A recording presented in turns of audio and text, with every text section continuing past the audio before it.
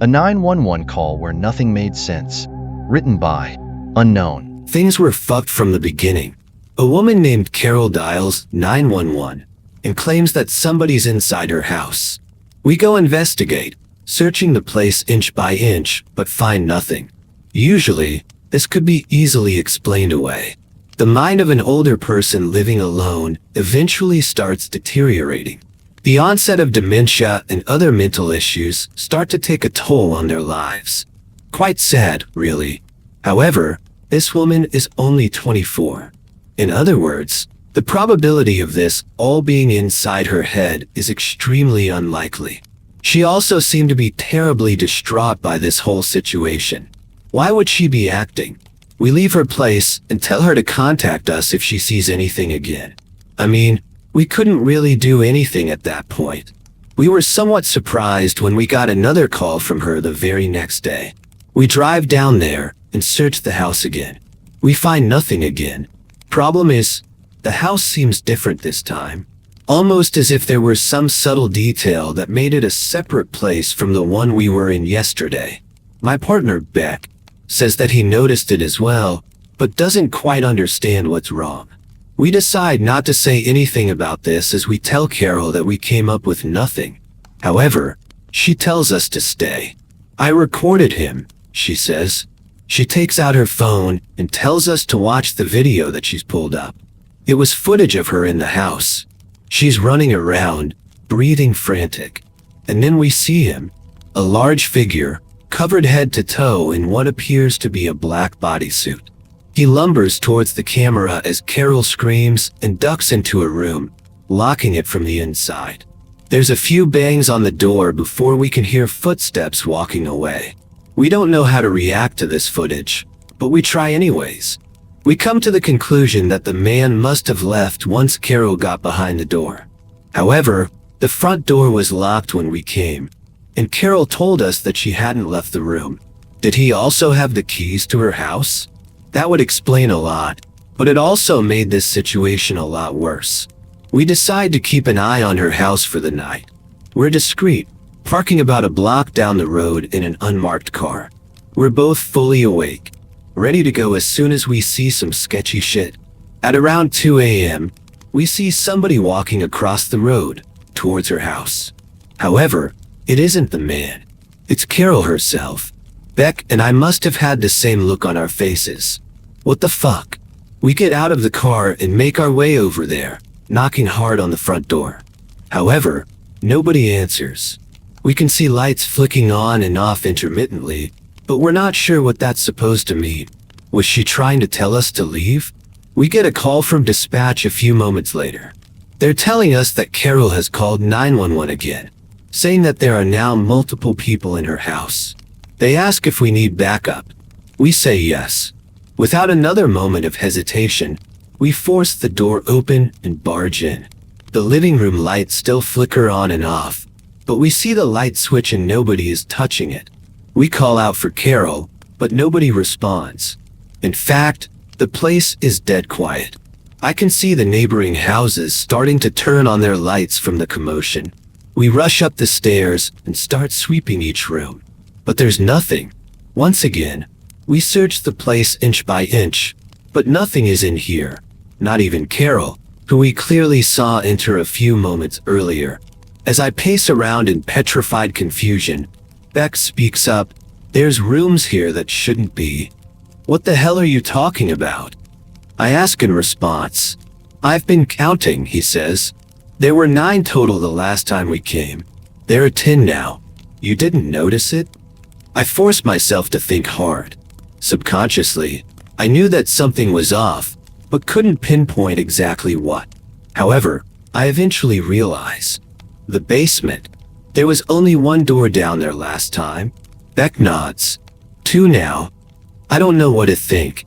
I look at my surroundings and try to make an assessment, but there's really none that can be made.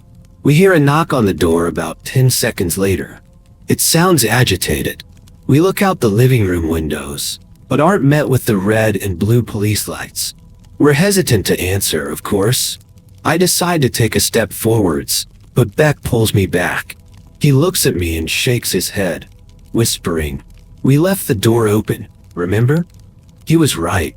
My radio starts crackling. Another call from dispatch. They're telling us that we need to leave the house immediately. That Carol called again, saying we were going to die, in a deathly monotone voice. The knocking has stopped, but we can hear footsteps in the basement. Something isn't here with us. We've decided that this was enough. We needed to get the fuck out of here. As we start descending the steps, we hear a voice coming from the kitchen. Carol comes out, blocking our path to the door. She looks detached, with blank, beady eyes staring right at us. "Did you find him?" she asks, without any semblance of emotion in her voice. "I think he might be in the basement. Why don't you go check?" Beck and I are frozen in shock. She just keeps looking at us, gesturing towards the basement door every now and then. The footsteps down there sound like they're running in circles now. We ignore her request, abruptly brushing past her and bolting out of the front door. The backup still isn't here, so we decide to just get into our car. However, we see somebody down the street peering through our driver's side window. He's large, dressed in what appears to be a black full-body suit. He looks away from the window and directly at us. It's hard to tell from this far, but the suit doesn't seem to have any eye holes. Beck speaks up, "Sir, please step back from the vehicle." His voice cracks in the middle of the sentence. He's terrified. As soon as Beck stops talking, the figure starts running towards us. It's fast. Too fast. In the time that it takes for us to pull up our guns, we've realized that it's actually moved past us, into the house. We waste no more time, running into the car, locking the doors and waiting until backup arrives. When it finally does, we're extensively questioned while what appears to be a SWAT team searches the house. However, it isn't the police chief asking us. Instead, it's some guy in a suit that we've never seen before. He asks us things like, how many doors were there in the house? And what did Carol look like, exactly? And did we ever see a man with one eye wandering around? We answer inconclusively to pretty much all of them. We have no idea what the hell's going on. At one point, we see SWAT members carrying multiple stretchers outside and loading them into their truck. Not an ambulance, mind you, but their own truck. Eventually, the man who was questioning us tells us to go home and to report to our station as usual. He tells us not to worry about what we've seen here. I don't know how he expects us to do that. We drive back to the station in complete silence. As we park, Beck finally lets out a sigh. "Jack is fucking crazy, dude." I look at him in confusion. "What are you talking about? Who the hell is Jack?" He reciprocates an equally confused stare at me. "What the hell are you talking about?" "The dude who owns the house." "What? It was a lady named Carol. How'd you forget already?"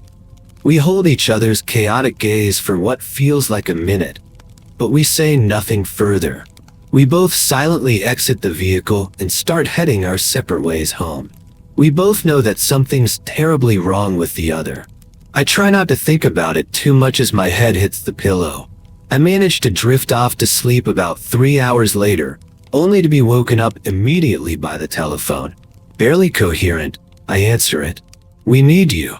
A woman dialed 911, says that somebody's in her house. My heart sinks slightly. It sinks completely when he tells me the address. It's Carol's. I hang up the phone and slump into the bed. I just want this nightmare to end. Thanks for watching. Please like, share, and subscribe to listen to similar stories in future.